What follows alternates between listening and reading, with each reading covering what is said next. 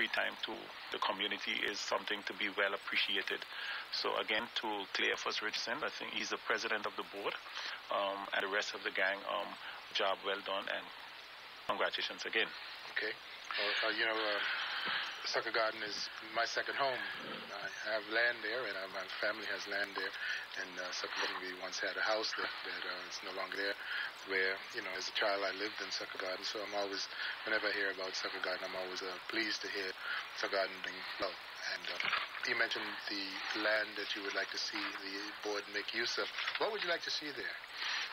Like I said, it's not my personal, it's a community effort, and I was on the board, and it was at that time also an effort of the board, the organization, and we were planning to have a swimming pool, and most naturally also with a community hall, so that because in that area of St.Martin, with the amount of schools that it had at that time, at least swimming pool, right eyes and everything, was one of the projects that were high on the list. Most naturally, sports like basketball and other things that are needed for the youngsters in the community was also welcomed. We have already had an idea for the seniors. That's why the hall is there. And there is also a piece of land, I think, for the youngsters, I think, from 0 to 4. There's also a piece of land there, and there is a school there. So the project from the commission, he took care that all of those, let's say, social organizations were covered. So now I think there's a long time, we have not done that, but I think this is a new group going to just, I think they're going to make it. And I will just encourage them. I know it's not easy because I have, and sometimes, they are opinions, but one idea, an opinion, and go forward. Mm-hmm. Would they be eligible for funding from government to put a basketball court or something like that, some kind of community project there? Well, the organization would have to put their project forward and see what happens. I would not like to, from this point, say what would be possible and not possible for them. I would really like them to be the ones to come to the public and say what it is they want to do for the public. Okay, sounds good. Well, getting back to the question, you came under some place, one of them, your calling of meetings and things like that. What's the real problem there? What happened, Lloyd, is that the faction of the United People's Party, the UP, requested 3 meetings with the Minister of Health, the Minister of VROM, and also the Minister of Culture and Sports. And those letters came in around the 13th. I left from here the 16th to go to the Netherlands for a program, a list of things that I had to do. And when I came back, there was a response to their letter from my replacement, which was MP Laville. And there was no response to the request from my replacement. So I went ahead and called the first meeting with the Minister of Health on the 24th of September. And then, to my surprise, on the 25th of September, the faction of P wrote a letter retracting those 3 letters, those 3 meetings, and requesting a new meeting with the Minister of Health. Now, that new meeting which they requested, I have sent out a convocation for that meeting, and that meeting now scheduled for the 8th of October. If you now until the 8th of October, there's a whole week ending, and past system, 1 week we keep meetings, and the other week we keep, if possible, no meetings. So the week coming up is a no meeting week, and during the no meeting week, you would expect that permanent committees of Parliament and other work that the members of Parliament and the President of Parliament and everything do, that we would try to schedule it in that week. So on the 8th of October, Monday, 10 o'clock, is the meeting for the Health Minister? The Health Minister. Okay. I have answered a letter that came in.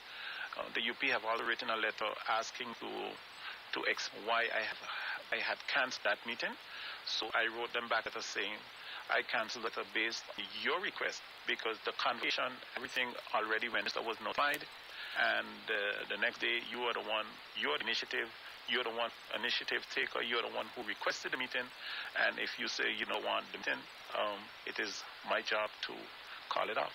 Okay. So basically there isn't a major problem. It's just a matter of scheduling and convocating meetings. So, I don't see that to be something. It's not major. It's not major. I took note of one or two news broadcasts, I think was on the radio, where members of the UP was saying that they made a mistake in requesting the meeting first without enough signatures, and then they sent back a second letter. But that's them. They were the ones explaining why they made a mistake and where they went about it. My job as the chairman is to run the parliament according to the rules of order. I try my best to do that as much as possible. You know what is interesting, Lloyd? The UP goes in the newspaper, and for instance, and they say, well, Samuel is not democratic and he's not open. And then we have this whole story about on the glass. I look at the Island Council Hall here in Phillipsburg. There is no glass that you can look through. There are two windows, and there are blinds by the window. And we have been having meetings in that hall for all the years that I know, and no one ever said it's an undemocratic hall and we don't want the people to see.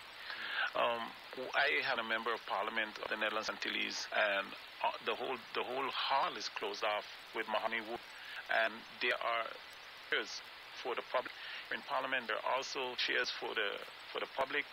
Here in the old Island Council Hall at the Cladwati Legislative Hall, there are also chairs for the public, and every meeting is public, is broadcast live.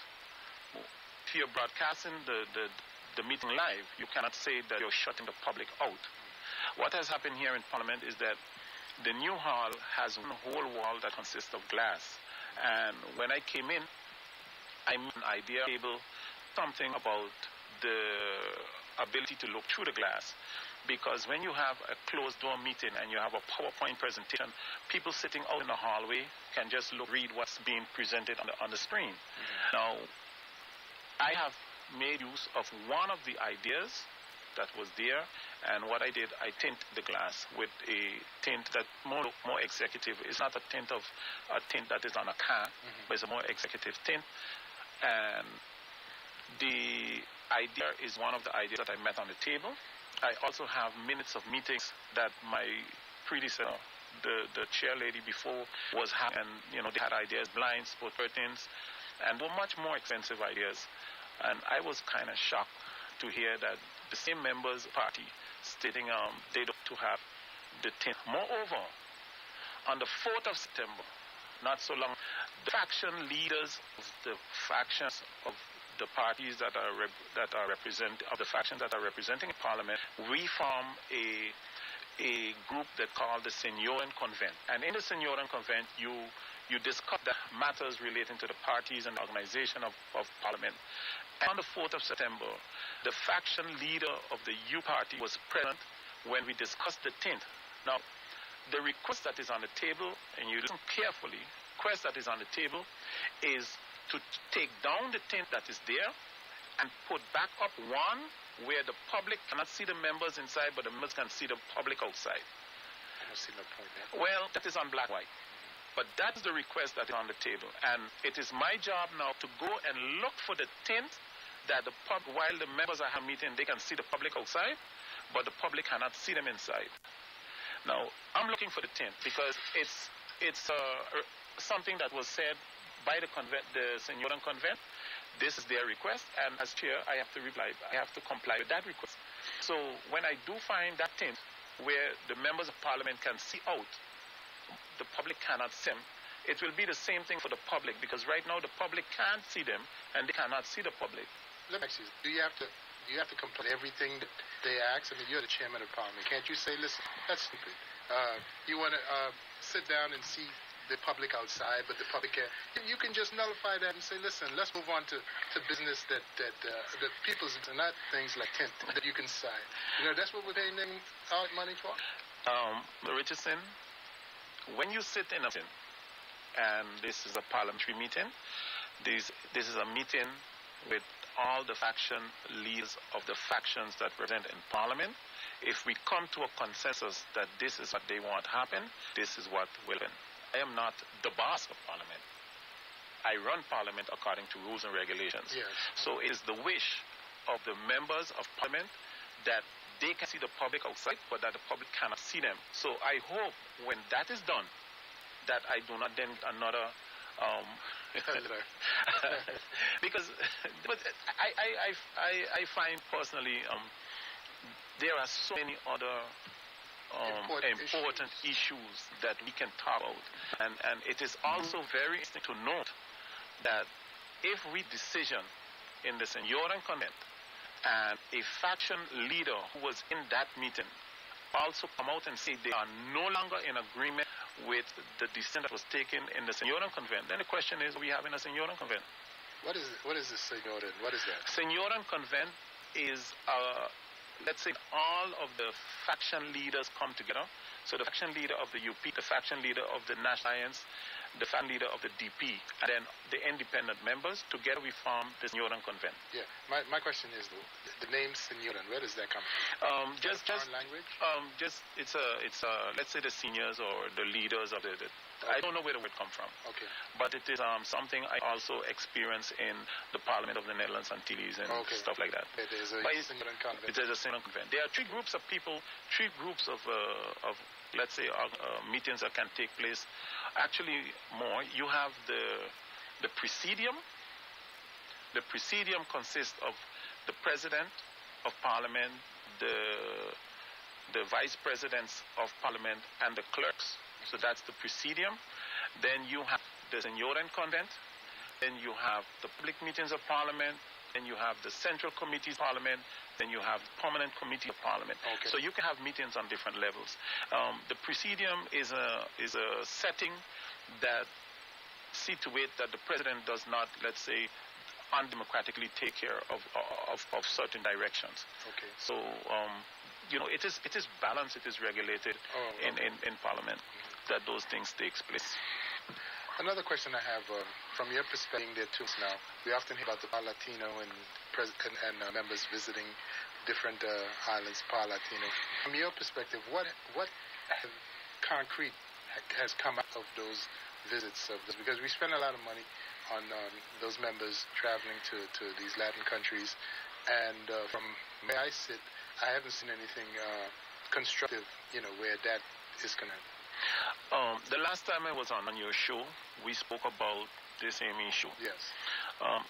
You have to really see it in the context of meetings, and in the context of getting experience, and the context of liaisoning and networking.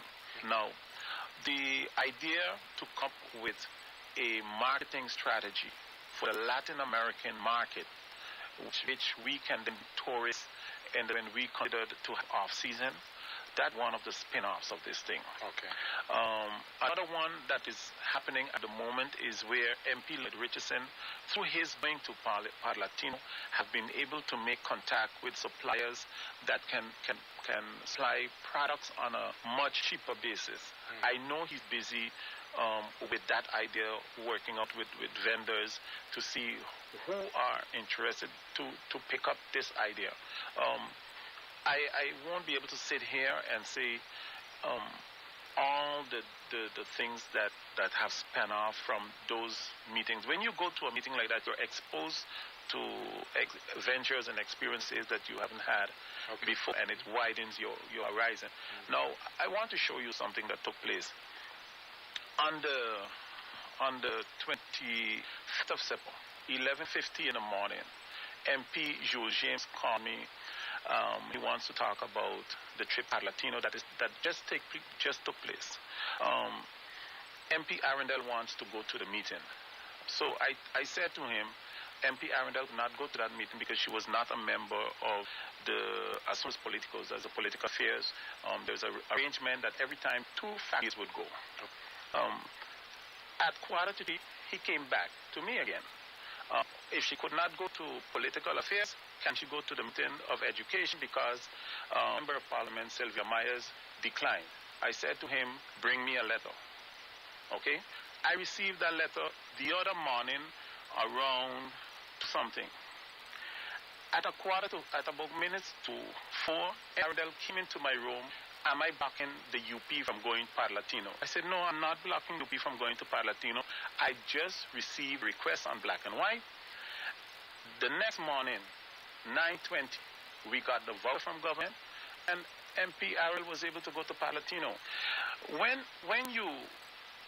I read in the newspaper the next day that Chairman Samuel is undemocratic and stuff like that, I said, this is what we are busy with? I mean, there's so much other things that we can be constructively busy with for the people of St. Martin. You know, and then I'm lost. Somebody want to take a trip, so they go through. If she can't go to this, go to that. To me, that's just a blatant rip of government funds. Doing things that, just taking trips. What did she bring back? Did she bring to the table? The trip is this week. It's ending this week. So what will happen and what is the spin-off from the trip? I will have to see. Moreover, there is now a control, there is a question in Parliament because apparently you can't just switch one member for another member. And I am busy looking into this because I asked the chief clerk and the former chair while both of them was in my office, if this is possible, if you can just switch, if one can go, the other can go. And both of them assured me that yes, this is possible, that it happened in the past. And I am busy looking to see if this is true. Because if this is not true, I'm going to bring it to the public. You cannot give wrong information to the chair, not the chief clerk, and also not the former chair. This is Parliament. We have to be on a different level with each other. Do you have guidelines where that is concerned? Do you have rules of something written down? Yes. The committees of Parliament are first handled in a central committee meeting where we make an advice that will go to the public meeting of Parliament, and in the public meeting of Parliament it is ratified, and then those names sent on to the Parliament of the Latin American countries, which is Par-latino, and then the committees over there are established. So when they write a letter for, let us say, the Educational Committee or the Healthcare Committee or Agricultural Committee, the letter comes in the name of the Member of Parliament that is a member of that one. So I am looking in to see whether or not I was given wrong information, just to make sure that somebody can go to a meeting. Let me ask you something. We're going to Par-latino countries. What about OCS countries and countries within the Caribbean, CARICOM countries? Do we attend those meetings as well as observer staff? Presently, we do not attend those meetings. Yes, there are discussions at this moment, preliminary discussion, beginning discussions as to why we look into the region. I know Minister of Justice Roland Duncan has been making inways into. As Constitutional Minister, he traveled. He also traveled, yes, to this region.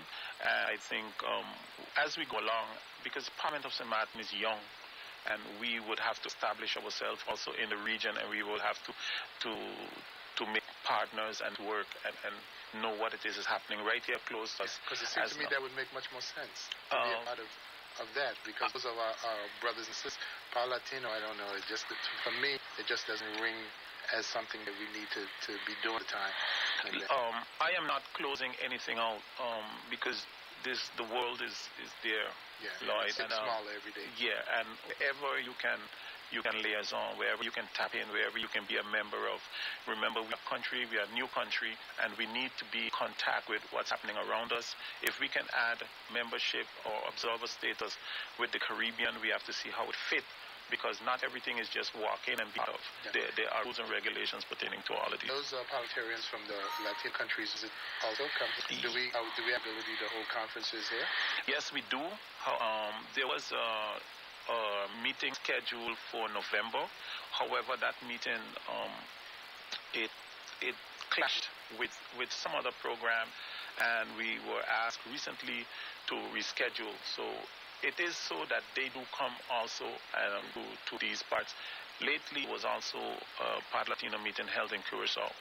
We're talking with the Chairman of Parliament, the Honorable Rudolph Samuels. He's here for the full hour. We've gone past where we need to take a break, so we're going to do that. When we come back, we'll open up the lines and give you an opportunity to talk to Mr. Samuels And we're also going to talk about the trip to Holland where he met with his counterparts, met with the Aruba chairman, and we'll talk about that and see what developed in that meeting. So, folks, stay with us. We'll be right back. This is the voice of St. Martin, PJD2, 1300 AM, broadcasting from Plaza 21, Phillipsburg, St. Martin. Are you feeling hungry? Looking for the best grilled sandwiches for breakfast or lunch? Well, Carl's & Sons would be the right choice on both sides of the hill. Carl's & Sons are offering a wide variety of sandwiches, salads, soups, and daily lunch specials from Mondays through Saturdays. Carl's & Sons, your number one choice for big goods for over 20 years, serving the island of St. Martin and surrounding islands with quality breads and pastries. Visit us today at Carl's & Sons Unique Cafe on the Pondville Road, Phillipsburg. Carl's & Sons Cheese and Pastry Shop on the airport. Carl's & Sons Unique Bakery and Supermarket located in Orange Grove, Coal Bay. Open from 4 to 8 p.m. on Sundays. Or call us at 54-42462 for more information. Carl's & Sons, right choice. This meat is so tasty. Thanks, darling. You want more? Caribbeanado on the Union Road, Coal Bay. One stop for all your needs.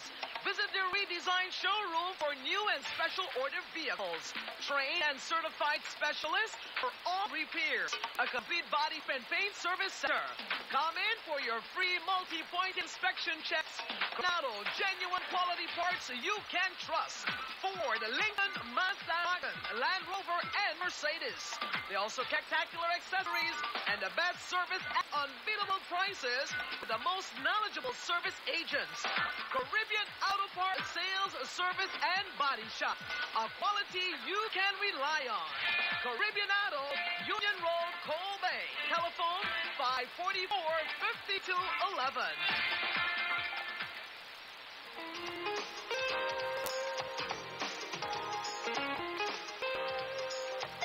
Welcome back. Having a chat with Rudolph Samuel. He is the chair of Parliament, and he's here for the next 20 minutes. So if you have a question for Mr. Samuels or some sort of statement to make regarding what we've been talking about, or maybe there's some issue that you might want to bring up, the numbers are 54-321-41, 54-22580, 54-276. You can call. The lines are open, and Mr. Samuels will be glad to take any question or statement that you might have. You recently returned. You met with your Aruba counterpart. Any other counterparts? Did you meet with the Dutch counterpart, the chairman of Parliament? I met the chairman of Parliament that was just leaving, Ms. Gerdy Verbeet.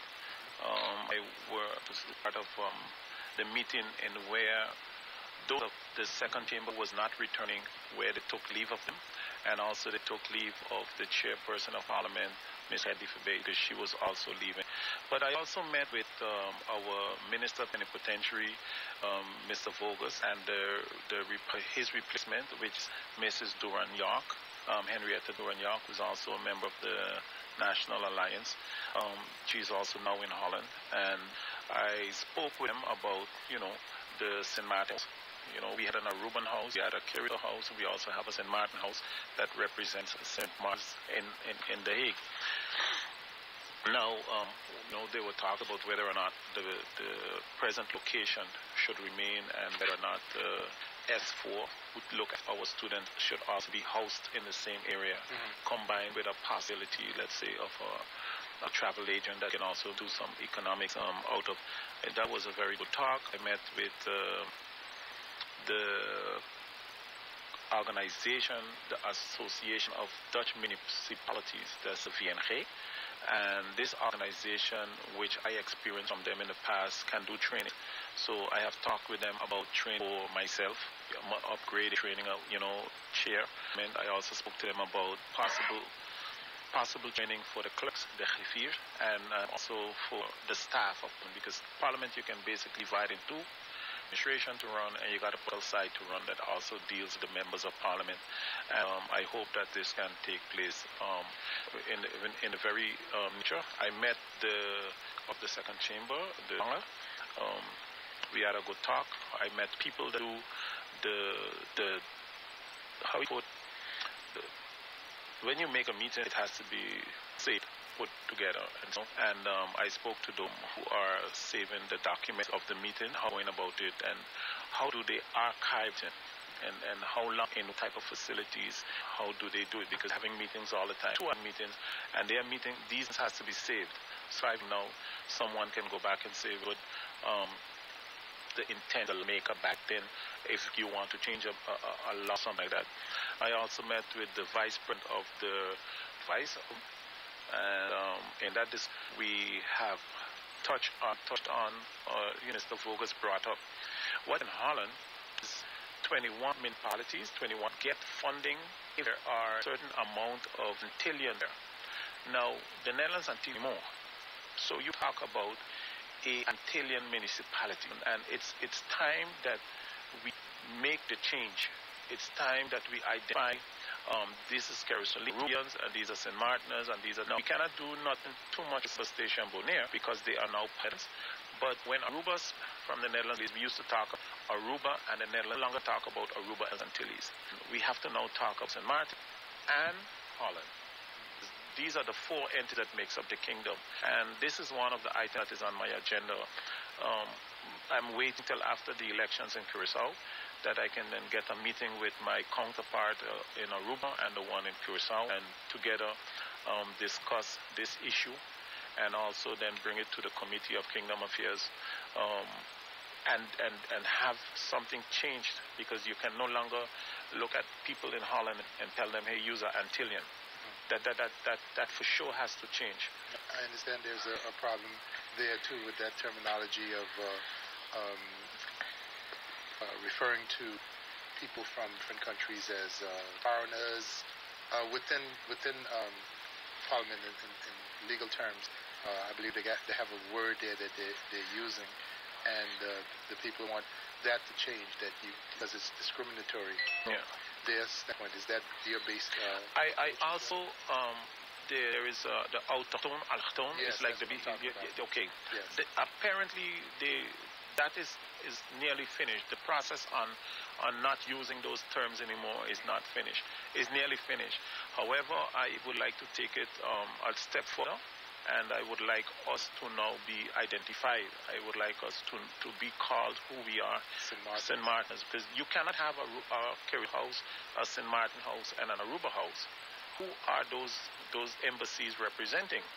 And so if we are being represented by our embassy in the governmental structures or organizations, you too have to mention that we exist. We have an embassy?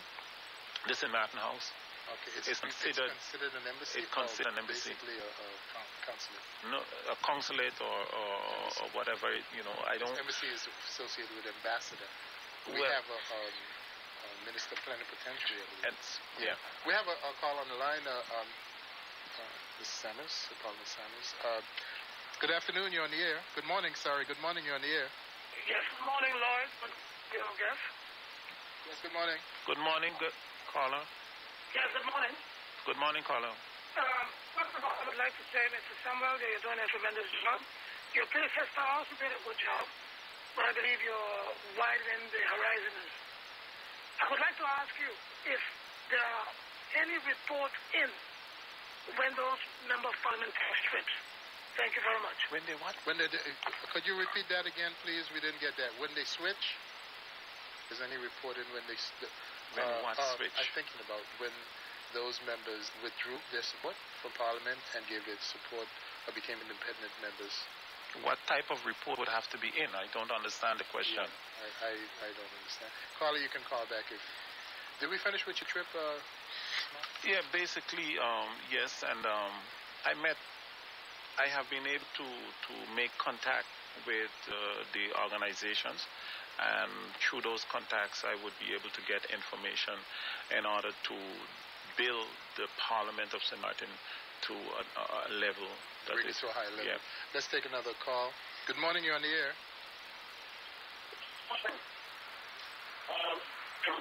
Minister, Mr. President, there was a question I have to ask in terms of the the Caricom. How far are we, or are we, St. Martin, inducted into Caricom as yet?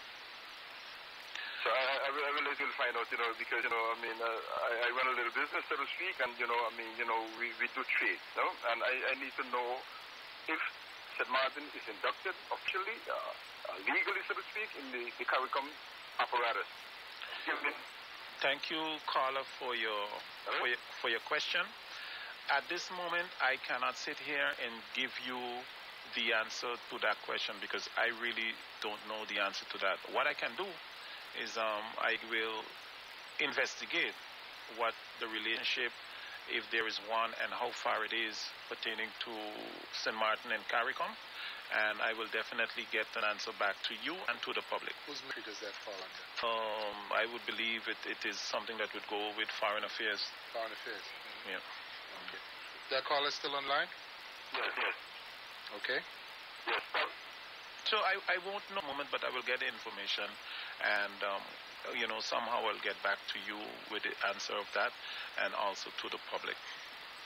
Okay, I would definitely like to, know what is going on, because I do my trades here, there, and everywhere, and I know we've been attending the necessary meetings here and there, where the Caricom are concerned with Mr. Duncan. So please, I would like to know that this is as soon as possible. Okay. Thank you very much for your call. The main job of Parliament is to legislate. We hear a lot about traveling to Par-latino and to this one and to that. I believe we have a call coming.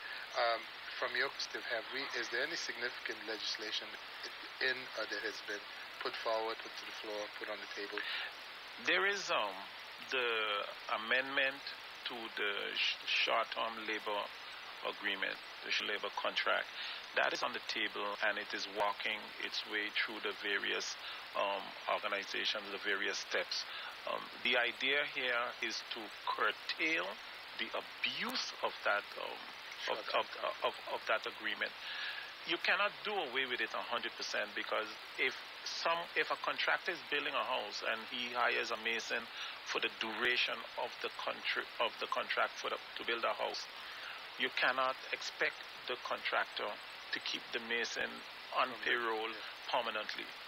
But how it has been explained, and this is an initiative of the National Alliance, if you have an establishment like a radio station, and you know that the radio station isn't going to close down tomorrow, then it should not be that the radio station would have contract for years and years and years, because it stops the person from really going to the bank. Yes. There are some things you cannot get when you have a contract in your hand that says that you have a limited time with your labor agreement.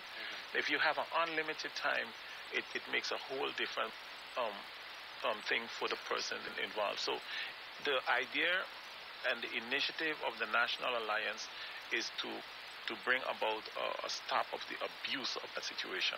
We have a call on the line. Good morning, you're on the air.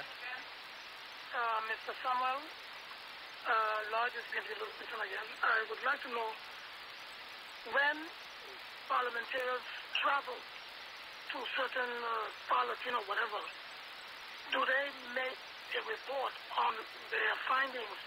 So when other parliamentarians come in, there's something documented on the progress of such. Yeah. Okay, thank you. That's a much better question. There are members of Parliament who I know when they go away, they bring in a report. This is what I have been doing, or this is what happened.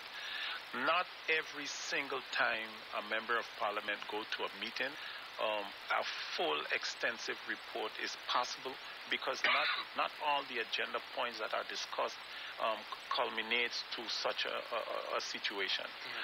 I do understand the caller, and I know that there are some members who write when something is ending, say, listen, this is what has happened, and this is what you can have expected from this and this and this and this, what took place. Okay. We have another call. Morning, you're on the air.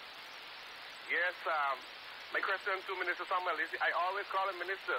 you know who is speaking. I want to congratulate him. Good morning, Mr. Brown. I want to pick up from what Lloyd said, that you have alliance with the Latin countries.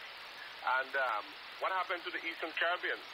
Because most of the people in St. Martin have mother, a father, a sister, a brother from Caribbean. So what benefit that St. Martin can get from the Latin American countries? Okay. Good morning, caller. How are you? The same question was asked, and I have given one example.